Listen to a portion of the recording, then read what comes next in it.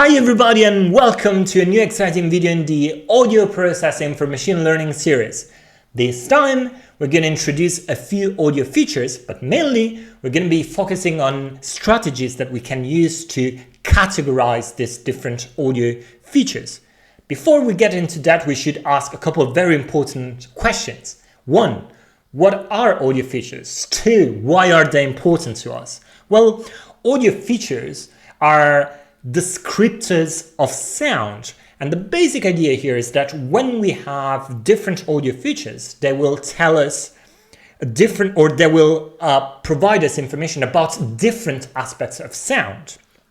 And the catch here is that we can use these audio features for training our intelligent audio systems. In other words, we should identify a few of these audio features we're interested in and then pass it onto our machine learning system so that they'll hopefully learn patterns and then solve our tasks or problems. Okay, so now let's review a few strategies that we can use to categorize these audio features. So here I've listed 5.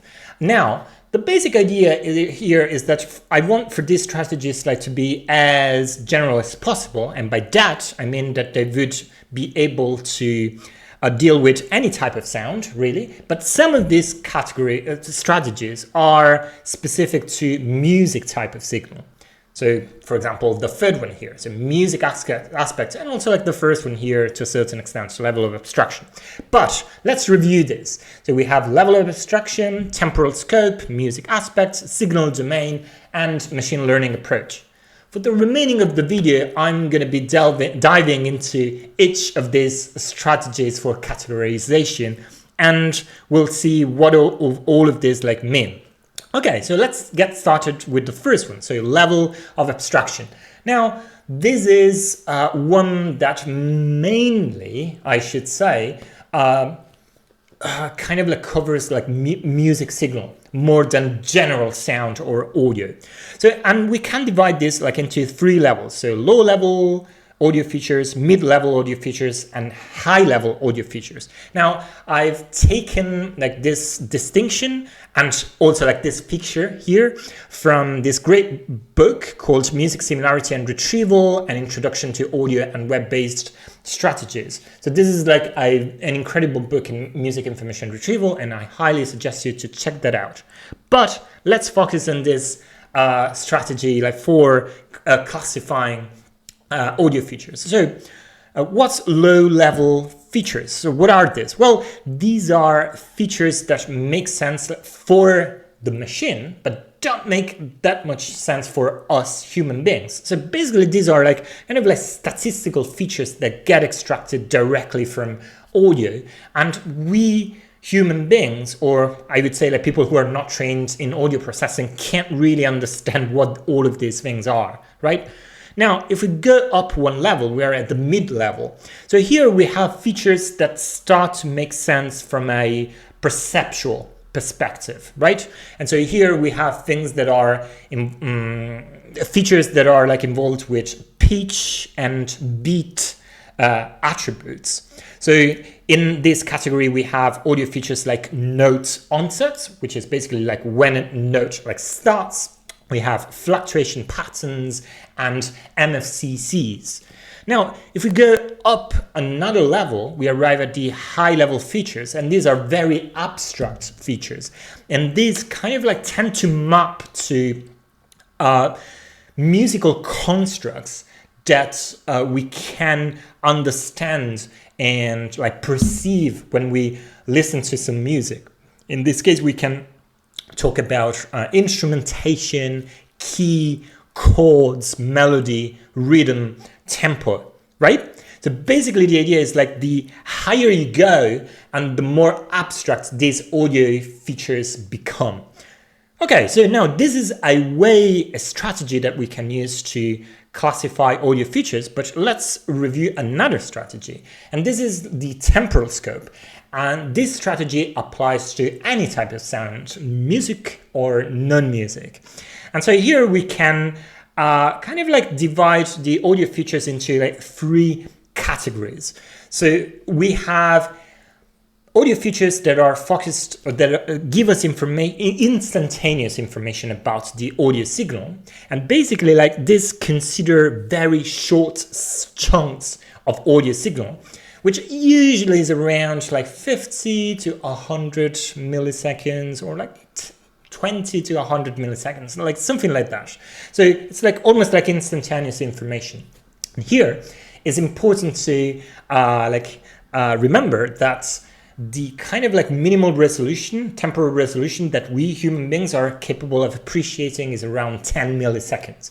So we can really go below that threshold, because otherwise, I mean, it wouldn't make any sense for us on a perceptual level. Okay, so then we have the segment level features. And so these are audio features that we can calculate on segments of audio, right? And here we're talking about seconds. So anywhere from 2 to 5, 10, 15, 20 seconds even, something like that. And now I can give you an example again in music because it makes a lot of sense. So these are features that give us information about, for example, like a bar or a musical phrase. And so it's something like that provides us information about something that makes sense from a musical standpoint, right? And it tends to, yeah, just like aggregate some instantaneous information from like a longer period. And finally, we have features that provide us information about the whole sound. So these are basically like aggregate features. So we can kind of like aggregate the results from like lower temporal resolution features like instantaneous or segment level features. And then, I don't know, we can use some kind of average or more sophisticated ways of like aggregating results. And then we would get like a number or like a feature vector, whatever, that describes the whole sound, the whole signal. So we have only one descriptor for the whole thing, right? Okay, so this is another strategy we can use to categorize audio features. So what about the third one? Now, this is clearly focused on music only. And so here, if you remember like the mid-level features and high-level features, so there they started to like deal with some sort of like musical aspects, like for example, note onset kind of like relates to beat, to melody a little bit as well. But something else, like for example, I don't know, like key could be related with both like harmony and pitch to a certain extent, right? So basically like we can kind of like classify these audio features based on the musical aspects that they give us a glimpse onto, okay? And yeah. So as I said, this is like a strategy, categorization strategy that we can use mainly for music for obvious reasons, right?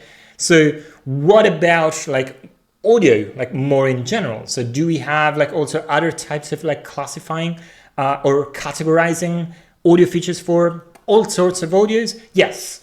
And this is like probably the most important kind of like strategy that you have for categorizing the different audio features.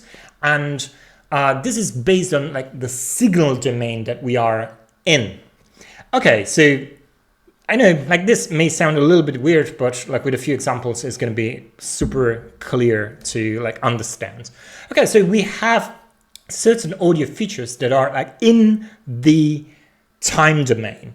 So some of these are amplitude envelope, root mean square energy, or zero crossing rate. There are way more than this, and we're going to cover them in future videos. But for now, I don't really want to get like into the details of these different audio features. I just want to give you an idea why they are time domain features, right? Okay, and this is because they are extracted from waveforms, so from the basic raw audio. And so here, like the time domain, just like as a definition, is captured in a waveform. And you should be familiar with this because like we covered this like extensively in previous videos. Basically, in a waveform, what you have on the x-axis is time and on the y-axis is amplitude. And so basically we can take a look at all the events which happen in a sound. And the time domain audio features extract information from this representation. So this is why we call them time domain audio features. Okay, so now this is all good and well, but we have a problem. And the problem is that sound is kind of characterized by frequency. The frequency is an extremely important descriptor of sound, as we've seen in previous videos. But with the time domain representation, we don't have any of that, right? And so there are a bunch of other features which go under the name of like frequency domain features, which actually focus on the frequency components of sound. So some of these features are band energy ratio, spectral centroid, spectral flux, spectral spread. I mean, you name it. You have a list which is almost endless. Once again, we're going to cover this in future videos, but here I just want to give you like the high level idea. Right. So here we're talking about the frequency domain, but what's the frequency domain and how do we get to a frequency domain? Well, the basic idea here is that we take a raw audio. So like we take a signal from its time domain representation, we apply the Fourier transform, and we basically translate the signal from the time domain to the frequency domain. Now, don't be scared, like if you are not familiar with the Fourier transform, because this is, again, something that we'll cover quite in detail in future videos. But basically, when we apply the Fourier transform to the time domain representation of signal, we get a spectrum, which we can visualize like here. So as you can see here, on the x-axis you have frequency, and on the y-axis you have magnitude. In other words, here we are taking a picture of the sound and analyzing which components, frequency components, are present in that sound, right? And so basically here you can see like that there's like a very like high peak here, which should be, I don't know, probably around 250 something hertz, right? And basically like the idea here is that you have information about all the frequencies that make up a sound. In this particular example here, like this spectrum is the kind of like I've obtained this by applying the Fourier transform to this waveform here. So as you can see, these two categories of audio features give us information, complementary information. So time domain audio features give us information about like stuff that has to do with time, whereas frequency domain gives us information about stuff that has to do with frequency, right? The problem though is that with these representations, we don't have both of those things together. So information about time and frequency. But wouldn't it be wonderful if we had those type of audio features? Well, indeed we have those. We have time, frequency, domain features, and we use the time frequency representation for those. Some of these features are spectrograms, melt spectrograms, or constant Q transform. So now let's focus just like on the first one, the spectrogram, which is the most famous one, right? So how do we obtain that? Well, we start once again from the time domain representation of a signal, and then we apply a short time Fourier transform, and we obtain a spectrogram, which is this guy down here. Now, once again, we're going to cover the short time Fourier transform in future videos quite in detail. So I know I've made a lot of promises, and I hope I'll deliver like throughout the series. But let's focus on the spectrogram for a second. Now, if I remember correctly, you should have already seen spectrograms in previous videos, but let's review this once again. Basically, the idea here is that in a spectrogram, you have information both about time and frequency. On the x-axis, indeed, you have time, whereas on the y-axis, you have frequencies. And basically here what you see is the different frequency components at different points in time, and the amount of contribution that each frequency band has at a particular time is described through a color. In this case, the brighter the color, the more the contribution of that particular frequency band at that specific time. So, and as you can see here, we have like a lot of contribution from this frequency at 256 Hertz, which is I believe like middle C.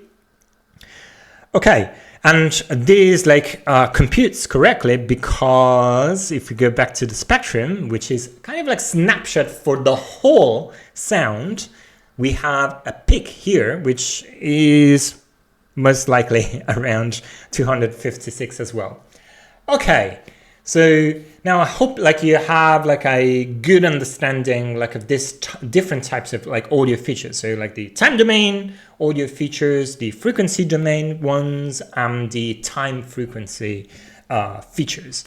Now, one last way we can use to classify audio features is based on the machine learning approach that we use. Obviously, like here we can make a quite important distinction between traditional machine learning algorithms like support vector machines, logistic regression or linear regression, and deep learning architectures. And we'll see why that's the case in a second. So for traditional machine learning, what we usually do is we just look at all the possible audio features, both in the audio domain and, both in the time domain and in the frequency domain. And basically what we do is we handpick the ones that we believe will work the best for the problem that we want to solve. For example, we could say, yeah, we want to solve like audio classification. So we want to pass to machine learning, a support vector machine, for example, some like audio files, and then we want to know whether like we have the sound of a car engine, of an airplane, or a gunshot, for example, right? So what we could do is like identify a few audio features that make sense. So say, for example, it's these three, so amplitude envelope, zero crossing rate, and spectral flux. We would isolate them, we would extract them from the audio files, and then we would feed them into the traditional machine learning algorithm so that we can train like our support vector machine, for example. And then at inference time, we would just like feed these three audio features for the audio that we want to analyze, and hopefully we'll get a result, which in this case appears to be car engine. Good. So how does this differ from deep learning? Well, we know that in deep learning, and not just in the audio space, we tend to use unstructured data. For example, in image processing, we don't pass any specifically handcrafted like feature, like image feature. We just pass the whole image as a pixel, right? As a kind of like collection of pixels. So in a sense, we do a similar thing here in audio processing. So what we do is we pass a bunch of like unstructured audio representations. And by that, I mean, we could just pass the whole raw audio in its basic like time domain representation, or we could pass spectrogram-like audio features. So spectrograms, Mel spectrograms, constant Q, transforms, or we could pass even MFCCs, but right now, like I don't see like many papers coming out like with MFCCs anymore, right? So basically the idea is that we get like something like this, so a whole spectrogram, we feed that to a deep neural network, and then we get back our prediction. Okay, so now let's review. I think it's important to review like the different types of like audio intelligent systems that we can build. Traditionally, before the advent of machine learning, we used to use basic digital signal processing techniques. And so we would use like this audio DSP techniques, and we would put them together and use whatever like audio features we wanted and use some kind of rules to, for example, like classify sounds or to identify note onsets, or I don't know, like to recognize like the beat in a music piece. Okay. Then with the advent of machine learning and data sets, we started to work with traditional machine learning approaches. And here we've seen it already, right? So we do some kind of like feature engineering. We start with the whole audio features in the time frequency domain, and we just decide which ones of those like are worth experimenting with and using in our application. Then with the advent and the revolution of deep learning, all of this changed, and now we just pass in unstructured spectrograms or even raw audio. And the promise of deep learning is that the algorithms will be able to extract the features automatically by themselves without us, the human engineers, doing like human hand picking of features and things like that. Okay. That's it. So now you should have more or less like an idea of the different types of audio features we'll be dealing with. So if there's one thing that I hope you'll take away from this video, is that like the main categorization that we can use is that of like the signal domain. So and that's like what we'll be doing in future videos. We'll be reviewing time domain audio features, frequency domain audio features, and time frequency features as well. Okay, so what's up next then? So now you have a good picture like of the different ingredients that we are going to play around with. So namely the audio features. The next step is to understand how we extract them directly from audio. So in the next video, we're going to look at the feature extraction pipeline, both for time and frequency domain features. Okay, so yeah, I hope you enjoyed this video, but before dashing off, I just want to remind you about the Sound of AI Slack community, which is a community of people who are interested in audio processing, AI music, AI audio. So I really suggest you to join that if you haven't done so already, and I'll leave you the sign up link to the Slack community in the description below. Okay, so that's it for today. I really hope you enjoyed this video, and I'll see you next time. Cheers!